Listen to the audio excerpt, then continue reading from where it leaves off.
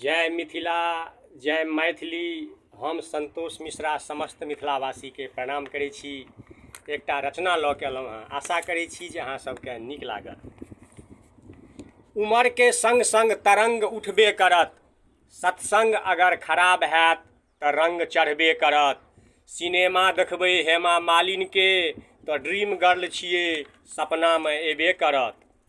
प्रेममे लहि गेल तऽ कमाल भऽ जायत, हुसि गेल तऽ बवाल भऽ जायत। 8 बज्जर खसत से अलग, करिया खापरिसँ चेन फुटबे करत। वक्तके नजागतके देखियौ सम्हरि जाउ, आमक गाछ जकाँ कतहु नहि छरपि जाउ। घोड़दौड़मे हमेशा आगुए रहब उचित, पछुएलहुँ तऽ लथार मारबे करत।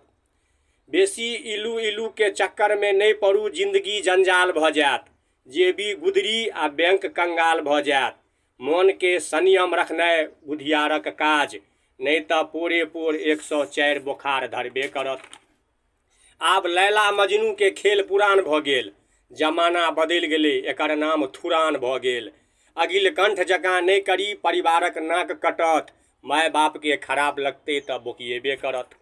थालमे ढेपा नहि मारी, अपने उड़िके पड़त। सबठाम उचित वक्ता नहि बनी, अपनहि पर बजरत।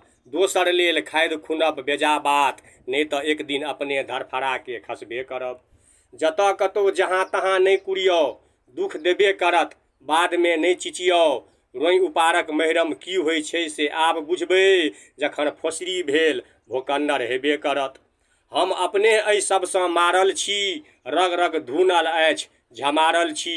कुठामक मारि बड़ खराब होइ छै, कतबो चिचियेबै ससारबे करत, कतबो चिचियेबै ससारबे करत। जय मिथिला, जय मैथिली। सब आदमीके प्रणाम। रचना नीक लागत तऽ एकरा लाइक, सब्सक्राइब आ शेयर जरूर करब, से विनम्र प्रार्थना निवेदन। एक बेर पुनः सबके प्रणाम। जय मिथिला, जय मैथिली।